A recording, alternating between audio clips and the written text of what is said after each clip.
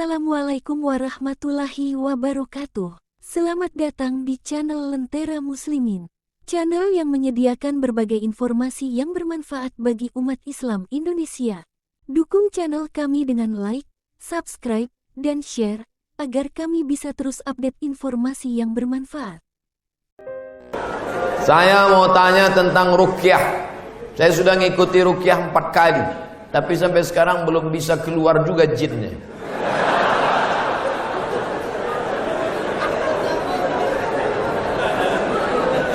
Nanti pergi ke Pekanbaru, mana tahu hari libur, di belakang Hotel Premier ada Masjid Al-Falah. Ini nomornya, catat. Mana tahu ke Pekanbaru. Mungkin sama Ustadz ini jin itu tak takut, yang ini dia takut. Catat nomornya. Ketua Asosiasi Ruqyah Indonesia Provinsi Riau Daratan. Namanya Ustadz Saifullah. 0812 768 9119 0812 768 9119. Kalau emergensi 911. Kalau diganggu hantu 119. Datang ke sana. Jadi tak salah kita coba. Kalau siang namanya Ustadz Saifullah, kalau malam namanya Ustadz Zafrullah. Di masjid yang sama. Mana tahu kebetulan ke Pekanbaru malam. Datang ke masjid yang sama, namanya Ustadz Zafrullah. Ada orang 7 tahun nikah tak punya anak. Di ruqyah sama Ustadz Zafrullah, punya anak. Pas ditanya kenapa, rupanya ada jin yang menghalangi pertemuan antara sperma dengan sel telur. Dihalanginya, sehingga tak jumpa. Jangan. Dibacakan usir. Kata Ustadz Saifullah, ada pula bencong LGBT di ruqyah sehat. Ternyata yang masuk tuh jin bencong. Jadi saya tanya, Ustadz, jadi ada jin tuh bencong? Ada, kata dia. Itulah yang dimasuk ke dalam. Itu. Ustadz, udah di ruqyah 2-3 kali, tetap juga sakit. Berarti tidak. Pemarah. Laki saya ini pemarah, Ustadz. Sudah di ruqyah 5 kali, tak juga hilang marahnya. Berarti tak salah jin. Memang dia pengamuk.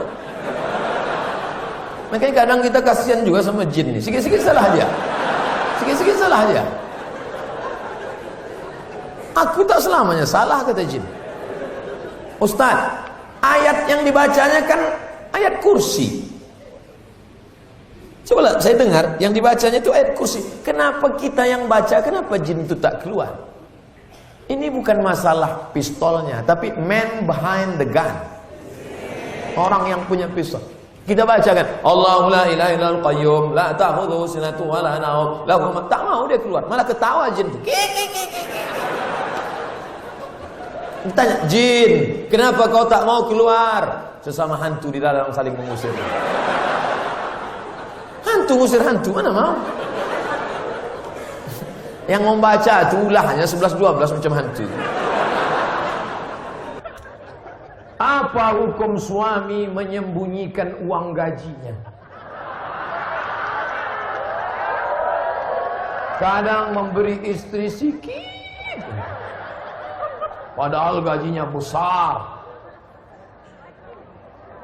Berapa tadi hak ibu? Ingat, berapa hak ibu tadi?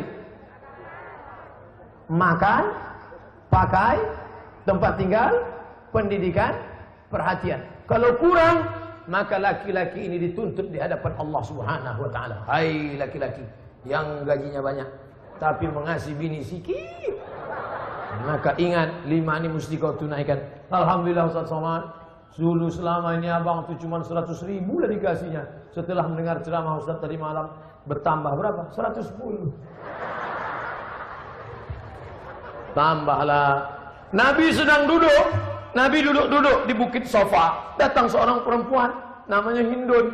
Apa kata dia? Ya Rasulullah, inna Aba Sufyan rajulun sahih.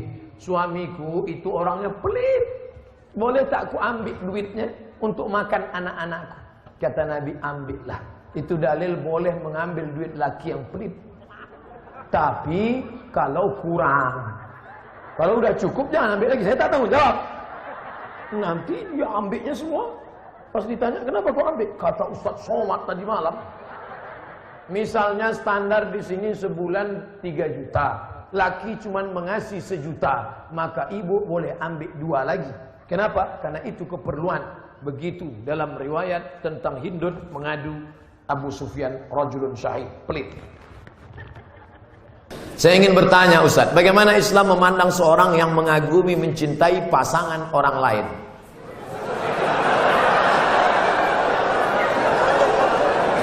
Bagaimana pula jika orang itu memiliki perasaan yang sama dengan kita?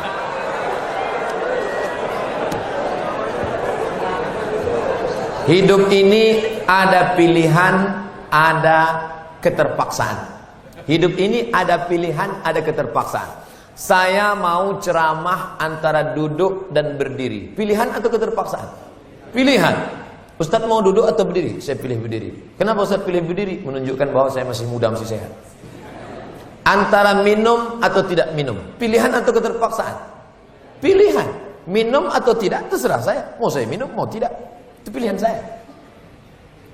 Nah, masalah cinta. Cinta itu pilihan atau keterpaksaan? Cinta tidak pilihan. Cinta adalah keterpaksaan. Oleh sebab itu maka kadang kita tengok orang ganteng bininya buruk. Kenapa? Terpaksa. Cinta tak bisa memilih. Ketika dia rasional, dia tidak cinta. Maka ketika kita senang dengan orang, kadang kita pun tak tahu alasannya. Kenapa kita tiba-tiba senang dengan orang? Nah, cinta tidak bisa memilih. Ketika kita suka dengan orang, apakah kita berdosa? Tidak. Karena rasa itu ada tumbuh di dalam. Suka tidak berdosa. Ketika dia berubah menjadi action, baru berdosa. Suka kita dengan orang, tak dosa. Tapi ketika kita dekati, minta nomor HP-nya, baru dosa.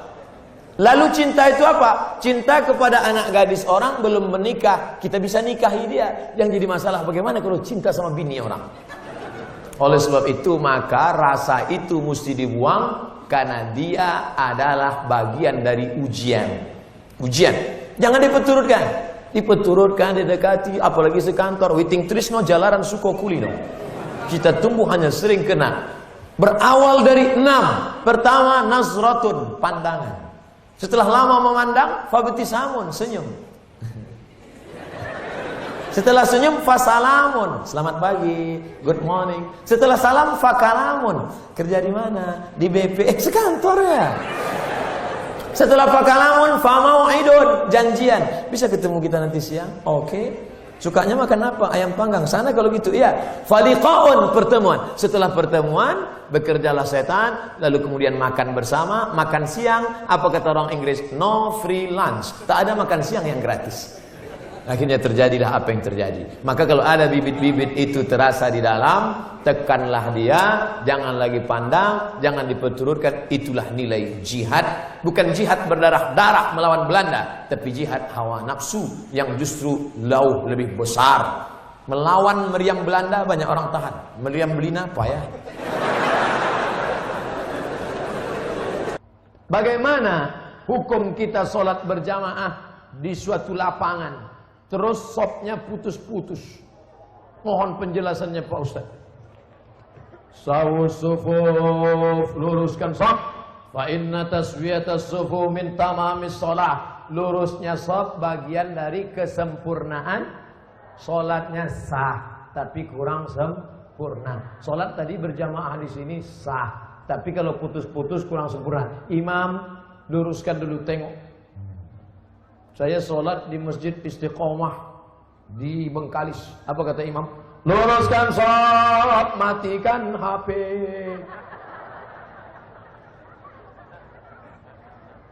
Ada pula di masjid lain, luruskan sholat, angkat kaki celana. Ada pula di masjid di Dumai lain lagi, luruskan sholat, simpan batu cincin. Saya tanya, Pak Imam, kenapa lain ini? Iya Pak Ustaz, batu cincin ini buat orang tak khusyuk. Waktu tasyahud tengok. Sudah ada ini. Tapi tiga-tiganya sepakat bahwa luruskan sop. Cara meluruskan saf itu Pak Ustadz, ujung kaki di ujung tumit. Ujung kaki di ujung saf. Kiblatnya ke sana. Ini ujung sajadah, tumit. Nah, tumitnya yang rata. Takut pula terlentang. Tumit. Jadi yang rata itu tumitnya. Adapun ujung kakinya, ya tergantung kaki masing-masing. Kalau kakinya panjang, panjang. Kalau pendek, pendek. Mangkibun bimangkibin. Bahu rapat dengan bahu. Bahu bersentuh dengan bahu. Bersentuh dengan bahu. Saya kalau bahu saya disentuh orang, saya tak. Cuman kalau kaki kadang disentuh, geli kita. Nah, jadi kalau ada kawan, kita senggol kakinya sekali, dia geser, jangan disenggol lagi. Nanti asik ngurus kaki. Saya khawatirnya dia preman baru tobat. Begitu kita dipijakkannya, gitu. Bertinju kita di masjid. Kalau sampai kita bertinju di masjid, nanti yang ketawa yang tak ke masjid. Kenapa orang itu bertinju di masjid? Gara-gara kaki. Untung kita tak ke masjid. Allah pak balak 6. Nah, jadi bahu rapat dengan bahu, kaki rapat-rapat sikit lah. Kalau dia risau atau sudah tempel. Setelah itu barulah imam angkat takbiratul ihram. Allahu Akbar.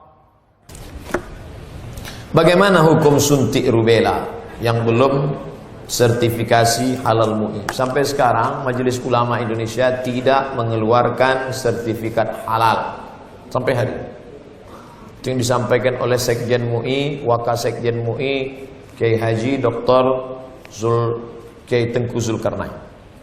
Oleh sebab itu kalau ada yang memakai itu alasannya karena darurat.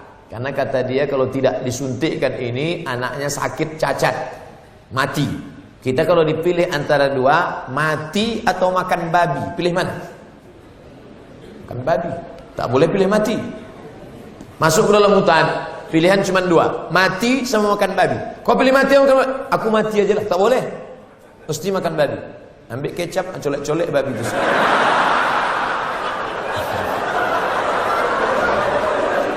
Tak boleh pilih mati. Nah, jadi kalau bapak ibu takut anak itu cacat, sakit, dipakainya hukum darurat itu. Ustadz Somad, saya tanya emak saya. Saya ini orang kampung. Mak, aku dulu waktu kecil ada disuntik cacar, suntik ini. Enggak, kau dari kecil tak pernah disuntik.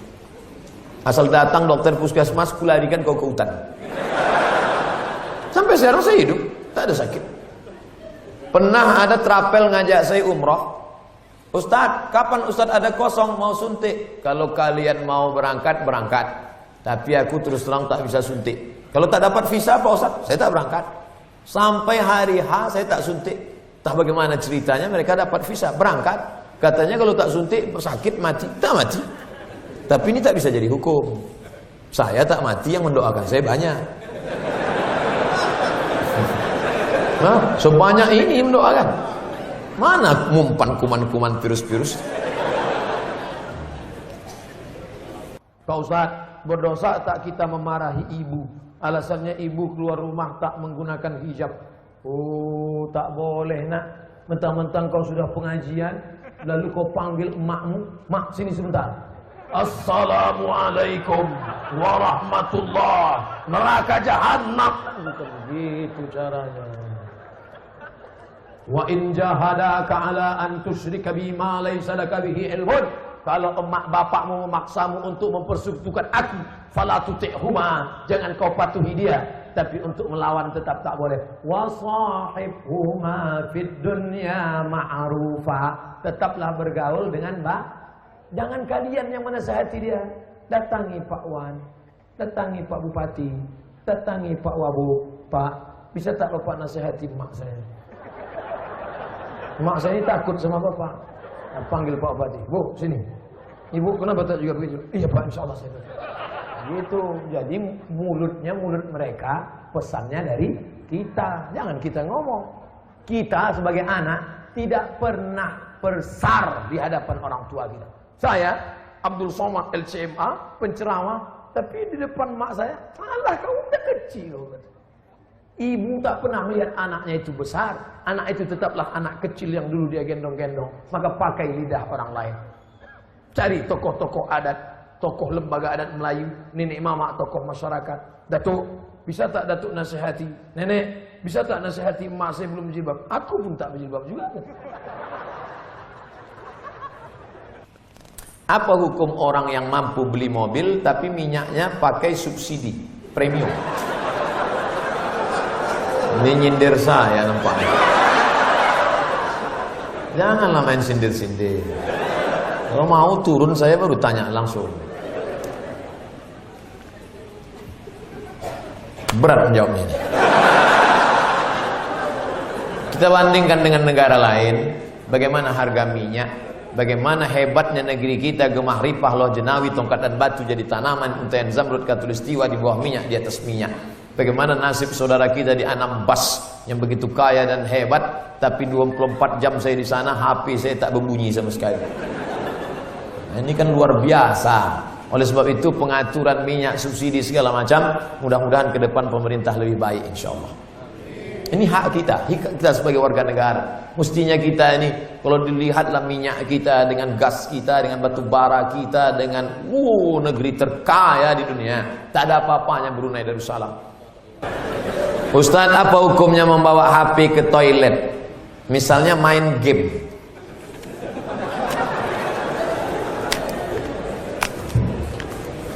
Ada orang buang air besar sambil main game. La ilaha illallah Muhammadur Rasulullah. Fokus sajalah di satu pekerjaan. Tak usah lain-lain. Pak Ustadz, saya mau nanya, apakah orang yang bertato itu tidak diterima sholatnya? Ada orang pakai tato, apa tulisan tatonya? Orang yang bertato tidak diterima sholatnya.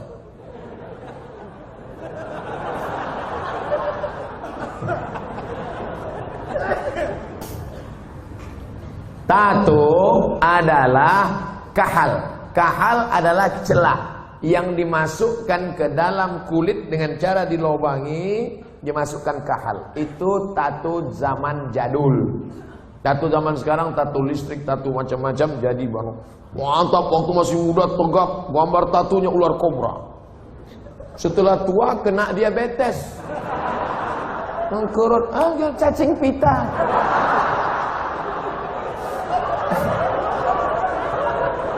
Sebelah kanan gambar burung gagak yang sedang ingin terbang menangkap serigala. Tiba-tiba karena sudah tua, kurus, keriput, gambar burung puyuh. Dulu preman tengik, sekarang tobat. Nah, apakah setelah tobat dia perlu menyetrika tatonya? Tobat, sekarang ada cacing pita, mau disetrika lurus. Maka saudara-saudaraku yang sudah bertato tidak perlu menyetrika tatonya, wuduknya sah, air wuduknya masuk, sudah dikaji oleh para ulama, tidak perlu membuang tatonya. Hanya saja kalian yang dulu mantan-mantan petato perlu membuat komunitas tato tobat, KTT. Disangka orang konferensi tingkat tinggi. Ternyata komunitas tato tobat. Yang nggak punya tato nggak boleh masuk. Ada yang tatonya seperti Yakuza, ada bertato semua, ada sebelah mukanya tato semua isi. Tiba-tiba ada satu pesertanya nggak punya tato. Loh, sampai nggak ada tato kok bisa ikut? Ternyata tatonya cuma satu tai lalat. Dulu pengen jadi Rano Karno, nggak jadi.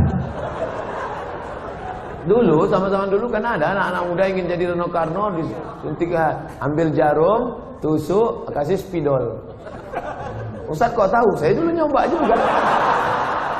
Nggak jadi. Nah, bagi yang belum punya tato, jangan buat tato. 5. La'anallahul wasimat, Allah melaknat yang tukang buat tato. Wal mutasimat, minta buatkan tato. Wal mutanammisat, yang mencabut. Ini alis atau bulu mata? Alis, mencabut alis. Ini jangan dicabut. Ini mau nikah, wah, dicabut. Cabut, enggak mempan cabut, dicukur. Wah, hilang. Tukang buat tato, minta buatkan tato, mencabut bulu mata, alis mata, wal mutafallijat, mengotak-atik gigi. Gigi sudah bagus diotak-atik, kecuali giginya memang nggak wajar. Setiap melihat dia senyum pingsan 3 orang. Hai, pingsan. Itu boleh pakai kawat. Dulu seingat saja kawat itu kan untuk pagar. Sekarang gigi pakai kawat. Hari Senin ungu, hari Selasa merah, hari Rabu pink. Setiap ketemu, itu nggak boleh, mubazir, sakit. Pokoknya merubah yang nggak wajar jadi wajar, boleh. Merubah yang nggak normal jadi normal, boleh. Tapi yang sudah normal jadi abnormal, nggak boleh. Nah, oleh sebab itu yang bertato, kalau ada imam kita bertato, nggak usah dipermasalahkan. Nanti selesai sholat, ini sholat kita sah nggak ya? Nampaknya nggak. Pokoknya baik-baik semua. Kalau orang tua saya sebelum meninggal berwasiat kepada saya untuk pergi haji, apakah saya harus memenuhi wasiat itu apa tidak? Sedangkan saya belum naik haji. Bagaimana balasan? Dia wasiat lagi gini. Duh, iki ono uang 50 juta. Nanti kalau saya meninggal, kamu harus menghajikan saya. Anak ini bolehkah menghajikan bapaknya? Boleh, dengan syarat dia haji dulu. Namanya badal haji. Nah, boleh nggak dia pakai uang ini untuk berangkat haji dia? Nggak boleh, karena uang ini untuk menghajikan bapaknya. Oh, rupanya mikrofon ini nggak boleh kuat-kuat, karena bapak ini menghajikan. Makanya nggak boleh menghajikan. Jadi dia harus haji dulu, baru dia bisa menghajikan bapaknya. Dalilnya mana? Labbaik Allahumma subruma, labbaik Allahumma subruma. Aku menghajikan subruma, aku menghajikan subruma. Sampean kenes dulu. Come here for a moment. Sini sebentar. Kamu tadi menghajikan siapa? Menghajikan subruma. Subruma itu siapa? Sedulurku. Aku menghajikan subruma. Sampean wis haji apa ora? Urung. Haji dulu dirimu, baru hajikan orang lain. Nah, kebetulan nanti anaknya dapat uang, dia berangkat haji, bawa uang almarhum yang 50 juta tadi. Kebetulan nanti di Makkah ketemu mahasiswa dari Semarang, anak KSW, kekeluargaan Wali Songo. Di Mesir, kalau anak Jawa Tengah itu nama persatuannya KSW, kekeluargaan mahasiswa Wali Songo. Kalau kami anak Riau namanya KSMR, kelompok studi mahasiswa Riau. Ustaz kok tahu? Kami dulu tetangga di Kairo. Kami di atas anak Riau, di bawah anak KSW, kawan akrab. Nah, tanya dia, sampean dari mana? Dari Kairo, sedang haji ya? Iya, rumahnya di mana? Di Semarang. Oh, ketepatan, saya mau membadalkan haji bapak saya. Lihat dulu mana KTP-nya, betulkah pelajar dari Al-Azhar? Jangan sampai ngaku-ngaku bohong. Lalu kemudian serahkan, ini badal haji untuk bapak saya, maka hajinya sah. Terima kasih telah menonton sampai habis. Semoga apa yang disampaikan oleh ulama bisa bermanfaat bagi kita semua. Amin ya robbal alamin. Wassalamualaikum warahmatullahi wabarakatuh.